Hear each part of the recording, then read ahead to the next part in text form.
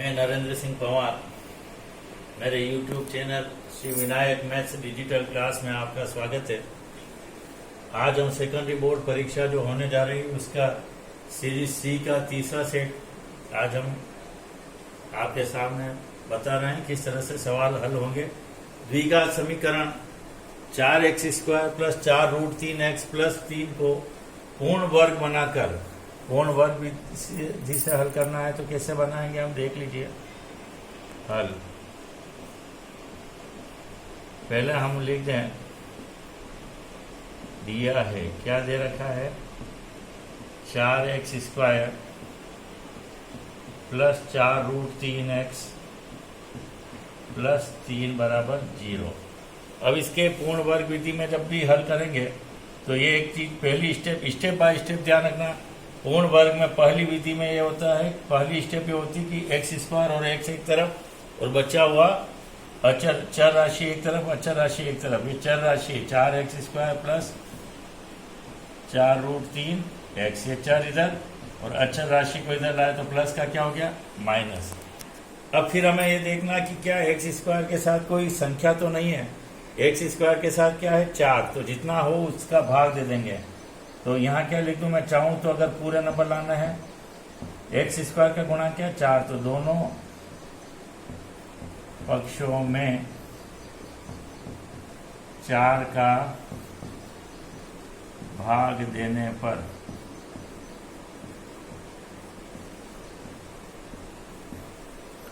क्या हो जाएगा x² प्लस यहाँ भी 4 उड़ जाएगा, यहाँ से भी 4 उड़ गया, बराबर क्या हो गया -3/4। ये दूसरी स्टेप। अब तीसरी स्टेप, इस पूरे पूर्ण वर्ग विधि में एक ही चीज का ध्यान रखिए कि x का गुणांक कितना है √3। तो जो x का गुणांक होता है उसको किससे गुणा करते हैं 1/2, आधा है मतलब √3 × 1 √3/2 हो जाएगा। तो अब क्या लिखेंगे, दोनों पक्षों में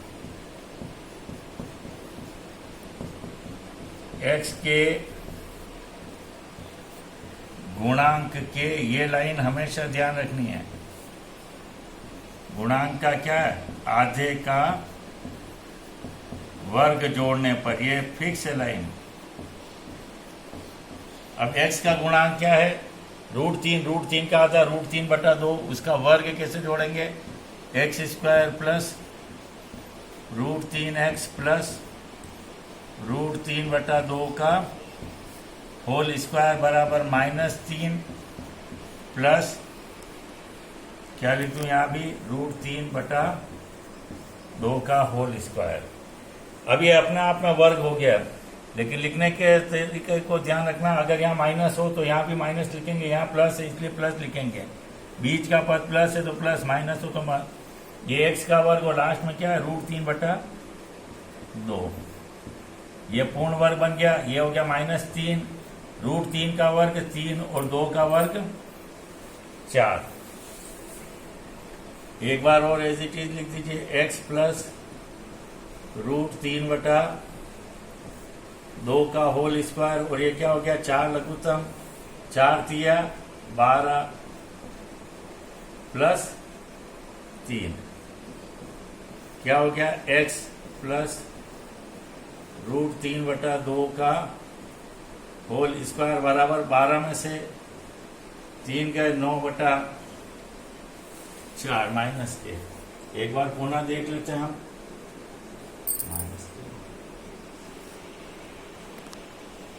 यहाँ क्या है -3/4 है, सॉरी है ना। तो पता लग रहा है कहाँ सवाल गलत हुआ हमारा, -3/4, क्योंकि ये 3/4 था, मैंने यहाँ सिंपल 3 लिख दिया। तो 4 लघुत्तम, यहाँ क्या है -3 प्लस 3 है ना, क्योंकि माइनस का हम क्या नहीं निकाल सकते, स्क्वायर रूट नहीं निकाल सकते, इसलिए यहाँ पता लग गया कि कहीं ना कहीं मेरी स्टेप गलत चल रही, माइनस में नहीं आ सकता। ये हो गया 3 प्लस के 3 माइनस के 0। अब अपन क्या लिखें x प्लस √3/2 वर्गमूल निकालना है, और यहाँ 0 का वर्गमूल क्या हो जाएगा 0, तो यहाँ क्या हो गया ±0। इसलिए x बराबर क्या होगा ±0 0 माइनस √3/2 प्लस माइनस 0 का कोई महत्व नहीं, इसलिए x के मान क्या हो गए, दोनों ही मान माइनस √3/2 कोमा माइनस √3/2।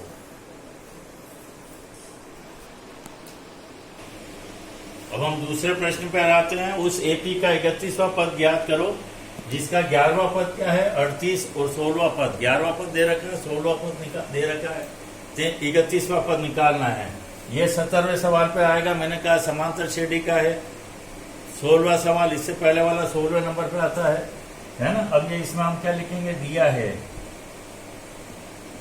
लिखने का तरीका ध्यान रखिए। हमारा स्टैंडर्ड रूप क्या है, समांतर श्रेणी में nवां पद क्या होता है, an बराबर a plus n minus 1 into D. मैंने पहले भी बताया कि पहला पद है तो सिंपल है, दूसरा पद है तो 1d होता है, a प्लस डी, तीसरा पद है तो a प्लस 2d, 1d कम होता है। तो यहाँ इसी तरीके से हम लिखाएंगे a11 बराबर कितना है मेरा 38, और a11 38 का मतलब क्या हुआ, a प्लस 10d बराबर क्या हो गया 38, ये हो गया नंबर 1। फिर क्या हुआ, a16 कितना है 73, 16 का मतलब कितने डी हो गए, a प्लस 15d बराबर 73, ये नंबर हो गए 2। अब जब भी आएंगे यहाँ 101% इतना करने के बाद 101% हम क्या लिखेंगे, घटाने पर, बिना सोचे समझे यहाँ लिखना है। ये नीचे के चिन्ह बदलेंगे, प्लस का माइनस, प्लस का माइनस, प्लस का माइनस, ये प्लस माइनस कट गए। 10d प्लस के और 15d माइनस के कितने बचे 5d। अब 38 में से 73 नहीं जाते, 73 में से 38, बड़ी में से छोटी संख्या घटाएंगे। 13 में से 8 गए 5 और 6 में से 3 गए 35, किसके बचे ये माइनस के। तो d का मान क्या हो गया -35 बटा -5, माइनस से माइनस कैंसल, 5 और 7 35, 7 बार कट गया। अब हम d का मान क्या रखेंगे, समीकरण 1 में क्या लिखूं मैं, d का मान समीकरण 1 में रखने पर, जब समीकरण 1 में रखेंगे तो a प्लस 10 इंटू 7 बराबर क्या हो गया 38। तो a का मान क्या हो गया 38 और 10 को 7 से गुणा किया 70, माइनस क्या हो गए 38 में से 70 गए 40 और 30 70, कितने हो गए 70 में से 38 गए -32। ये मेरा क्या हुआ, ये मेरा हुआ प्रथम पद। मुझे कौन सा पद चाहिए, 31वां पद। एक बार देख लेते हैं इसमें, d का मान 7 रखा 70, ठीक है। अब क्या मुझे चाहिए a31। थोड़ी थोड़ी देर में चेक करते जाएं, कहीं गलती से जल्दबाजी में हम कोई चीज गलत नहीं लिख दें, है ना। तो सरसरी निगाह से एक बार देख लेना कि भाई मेरा सवाल बिल्कुल सही चल रहा है। 32 प्लस 30 इंटू 7, 7 क्या है मेरा d का मान, -32 प्लस क्या हो गया 210, 210 में से 32 घटा दीजिए, 10 में से 2 गए 8, 10 में से 3 गए 7, कितना हो गया 31वां पद।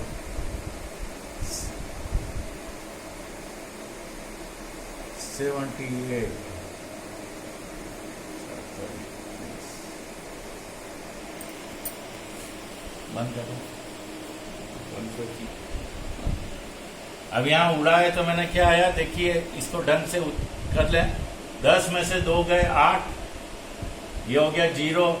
10 में से 3 की कितने गए, 10 में से 3 गए 7, यहाँ बचा 1, 1 ऊपर से उतारना भूल गए थे, कितना हुआ 178, है ना। 78 ही लिखे थे, ऊपर से 1 उतारा नहीं, ये हो गया मेरा 178 उत्तर इसका। चलो अब हम हमारे सवाल संख्या 4 पर आते हैं। दी गई आकृति में अर्धवृत्त की त्रिज्या 7 सेंटीमीटर है। अर्धवृत्त में बने अर्धवृत्त का परिमाप बनाओ। तो अर्धवृत्त में भी ये अर्धवृत्त है, इस अर्धवृत्त का अपने को क्या बताना है परिमाप बताना है। तो अब पहले चीज समझ लीजिए, त्रिज्या का मतलब क्या हुआ बेटा, ये 7 सेंटीमीटर, तो यहां से यहां भी क्या है 7, और ये क्या है 7। ये बिल्कुल क्लियर हो जाना चाहिए, तीनों ही त्रिज्या ये वृत्त का केंद्र मान लीजिए आप। तो ये 7 सेंटीमीटर, ये 7 सेंटीमीटर, ये 7 सेंटीमीटर, ये अर्धवृत्त का क्या हो गया, व्यास हो गया। पहले दिमाग के अंदर हम ये क्लियर कर दें कि अर्धवृत्त का व्यास ये बना है ना। तो अब हम क्या करें,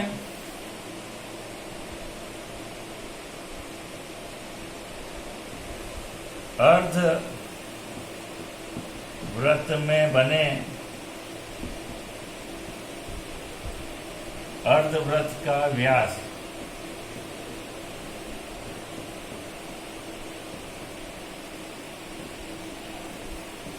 किसके बराबर है, बराबर अर्धवृत्त की त्रिज्या।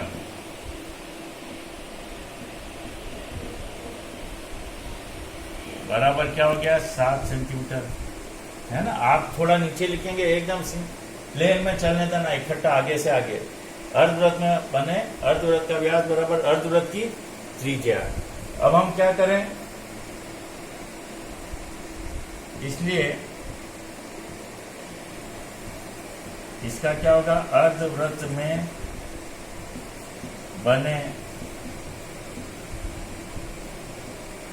अर्धवृत्त की त्रिज्या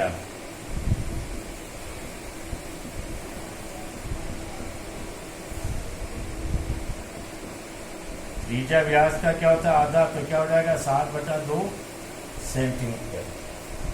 अब अपने को परिमाप निकालना है, इसलिए डायरेक्ट लिख दे, इसलिए अर्धवृत्त में बने वृत्त का परिमाप। अब आप खुद देख लें तो किसके बराबर है, आप दो तरीके से कर सकते हैं। एक तो इस व्यास के बराबर और यह अर्धवृत्त की परिधि है ना। तो क्या हो जाएगा, सीधा व्यास क्या हो गया 2r प्लस अर्धवृत्त की परिधि क्या हो गई πr, है ना। ये अर्ध पूरे वृत्त का क्या होती परिधि 2πr, आधे वृत्त की परिधि क्या हो गई 2πr, मतलब सॉरी πr। और ये क्या हो गया व्यास यानी 2 इंटू त्रिज्या, 2 इंटू 7/2 प्लस 22/7 इंटू r का मान कितना है यहाँ पर 7/2। 2 से 2 खत्म, 2 से कितने खत्म 11 कट गए, 7 से 7 कट गए। यहाँ क्या आया 7 प्लस 11 बराबर कितना हो गए 18 सेंटीमीटर इसकी परिमाप आ गया। एक प्रश्न संख्या इससे पहले 3 था जो 18वें प्रश्न में, यह मेरे पूर्व वाले वीडियो में एक बार करा चुके हैं, आ चुका है। किसी मीनार के आधार से ए और बी दूरी पर एक ही रेखा पर स्थित दो बिंदु क्रमशः सी और डी से देखने पर मीनार के शिखर के उन्नयन कोण एक दूसरे के पूरक है, तो सिद्ध कीजिए कि मीनार की ऊंचाई रूट ए बी है। यह पहले आ चुका है, आप होमवर्क में करें। अब हम हमारे प्रश्न संख्या 5 में आते हैं, जो वहां पर क्रम संख्या 24 पर अंकित होगा। एक खोखले बेलन की ऊंचाई की मोटाई 2 सेंटीमीटर है, भीतरी व्यास 14 सेंटीमीटर है और ऊंचाई 25 सेंटीमीटर है। आयतन और संबंधित सवाल है। बेलन के दोनों सिरे क्या है खुले हुए हैं, तो खोखले बेलन का संपूर्ण पृष्ठीय क्षेत्रफल ज्ञात करें। अब आप देख लें किस तरह से बेलन,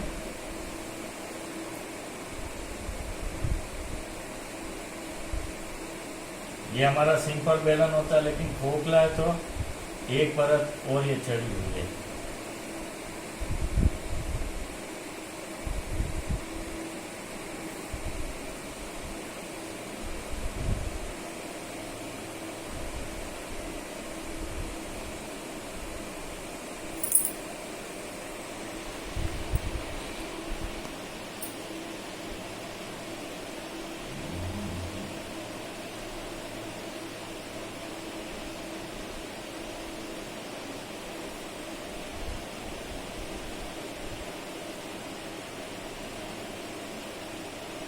ठीक है, आपको चित्र पर नहीं जाना है ना।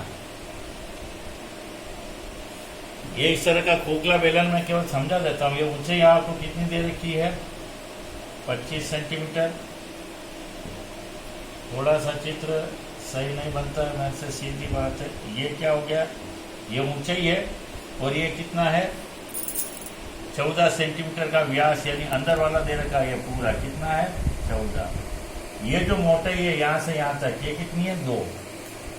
एक चीज का ध्यान रखिए कि जब मैं इसको बाहर खींचूंगा तो ये बड़ी आर हो जाएगा, है ना। इसको अपन क्या मान ले, बाहर का जोड़ेंगे तो R1 और अंदर वाली त्रिज्या क्या हो जाएगी R2। ये ध्यान रखिएगा।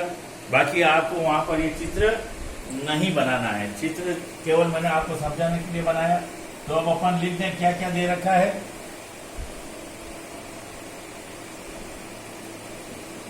दिया है खोखले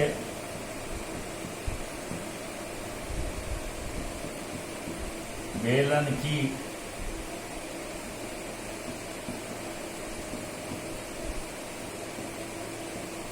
मोटाई कितनी है 2 सेंटीमीटर, भीतरी व्यास कितना है 14 सेंटीमीटर, भीतरी त्रिज्या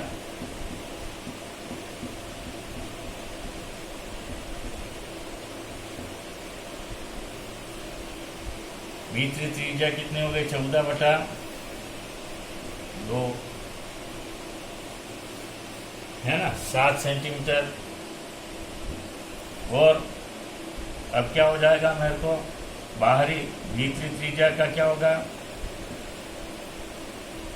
R2, है ना, भीतरी वाले को R2 बोलेंगे और बाहरी त्रिज्या क्या हो जाएगी, मोटाई को जोड़ दीजिए 7 + 2 क्या हो गया 9 सेंटीमीटर। ये क्या हो गया R1। अब इतना करने के बाद मुझे ये ध्यान रखना है, ये क्या है कि ये जो बेलन है, इस बेलन के क्योंकि ऊपर और नीचे कुछ नहीं, ना पेंदा है, ये पेंदा है ना ढक्कन है ना, तो ये क्या है वक्र पृष्ठीय क्षेत्रफल का ही सूत्र लगेगा। संपूर्ण पृष्ठीय में भी वही आ गया, तो अपन क्या लिख देंगे अपन, क्योंकि उसको साथ में नहीं रखना है। और आपको सूत्र याद रखने, खोखले बेलन का संपूर्ण पृष्ठीय क्षेत्रफल, क्योंकि वो नहीं है ऊपर और नीचे, इसलिए क्या सूत्र बना 2 पाई RH, लेकिन यहाँ क्या होता है R की जगह हो जाएगा R1 + R2 और H + R1 - R2। यह इसके सूत्र को आपको याद रखना, आप केवल मान रख दीजिए और काम खत्म। 2 × 22/7 × R1 कितना है, R1 है 9 + 7 और यहाँ क्या हो गया H कितना है मेरा H 25। यहाँ मैंने लिखा नहीं, ऊंचाई भी लिख दीजिए, ऊंचाई H = 25, है ना। ये जो छोटी मोटी गलतियां होती है हाथों हाथ अपने को देखते हुए जाना। R1 कितना है 9 - 7। अब यहाँ क्या हो गया 2 × 22/7 × 9 और 7 16, 25 और ये कितने हो जाएंगे 9 में से 7 या 2, तो यहाँ क्या हो गया 27। अब इनको गुणा कर लेंगे और किसका भाग दे देंगे 7 का आप भाग लगा देंगे। यह आगे की कैलकुलेशन आपको करनी है। अब हम क्या है कि जब इनको यहाँ कट नहीं रहा किसी से भी, तो इन 2 को 22 से गुणा करोगे, जो उत्तर आएगा उसको 16 से, जो उत्तर आएगा उसको 27 से, 19,008/7 भाग दिया 2715.43 सेंटीमीटर स्क्वायर है ना। लेकिन यहाँ किताब में 25 की जगह क्या 26 से दिए, 26 होगा, 26 9 35 में से 7 जाएंगे 28, तो डायरेक्ट 7 चौक 28 होके कट जाएगा और उत्तर सीधे आ जाएंगे। अब छोटी मोटी गलतियां जो होती है उनको आप थोड़ा ध्यान रखें। अगला सवाल है 25वां और ये मेरा छठा सवाल है, जो वहाँ 25वां सवाल अंतिम आएगा सी सेक्शन में। ये प्रायिकता का है। एक पेटी में 30 डिस्क है जिन पर 1 से 30 अंक अंकित है, तो अपन लिखेंगे कुल संभावित परिणाम। सबसे पहले सिस्टम से चले जाएं, कुल संभावित परिणाम 30।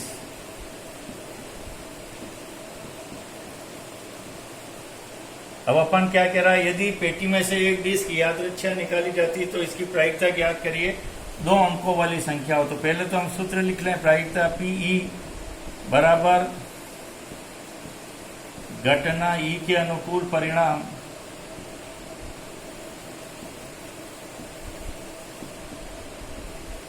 घटना ई के अनुकूल परिणाम बटा कुल संभावित परिणाम।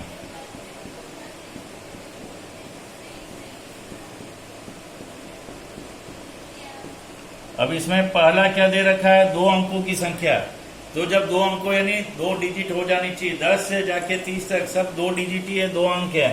तो 1 से 9 तक 1 अंक निकल गए, तो कितने हो गए, 2 अंकों के अनुकूल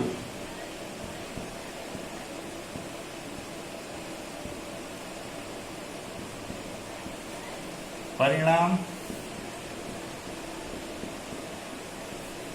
बराबर 21। अपन लिखेंगे P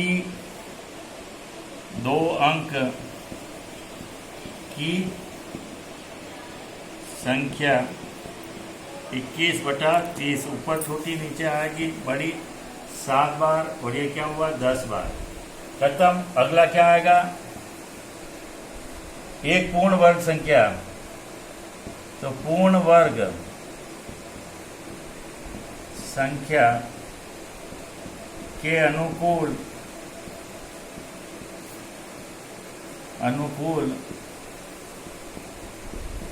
परिणाम। पूर्ण वर्ग संख्या कब होती, किसी संख्या को उसी संख्या से गुणा करेंगे पूर्ण वर्ग। 1 को 1 से गुणा किया 1, 2 को 2 से किया 4, 3 को 3 से 9, 4 को 4 से 16, 5 को 5 से 25, 6 को 6 से करते ही 36 ज्यादा हो गए। कुल कितने हो गए यहाँ पर 5। तो P पूर्ण वर्ग संख्या बराबर 5/30। 5 एकम 5 और 5 छंग 30। 5 से कटेगा, उत्तर आया 1/6। आशा है आपको वीडियो पसंद आया होगा। लेकिन अब इस वीडियो की शुरुआत से लेकर अंत तक आपने देखा होगा कई बार हम लिखने में चूक कर जाते हैं। ऊपर से जब नीचे उतारें तो बड़े ही ध्यान से, क्योंकि आप वहां पर परीक्षा देने जाएंगे तो थोड़ा सा कहीं हल्की सी भी घबराहट हुई तो सवाल उतारने में आपको परेशानी हो सकती है। तो बड़े ध्यान से करें। जैसे हमने भी पहले और दूसरे सवाल में जब ऊपर से नीचे अंक लिख रहे थे तो थोड़ी बहुत हमारे को पता लगे कि हम कहीं ऊपर से गलत चल रहे हैं, तो तुरंत पता लग गया। तो जहाँ कहीं भी आपको थोड़ा भी संदेह हो तो एक बार आप सवाल को चेक करते जाए साथ के साथ, और बड़े ही ध्यान पूर्वक सवाल करें। जहाँ तक होगा 90% मामले में पूरे अंक कटेंगे ही कटेंगे। आशा और अन्य वीडियो देखने के लिए आप मेरे चैनल को सब्सक्राइब करें, लाइक करें और शेयर करें।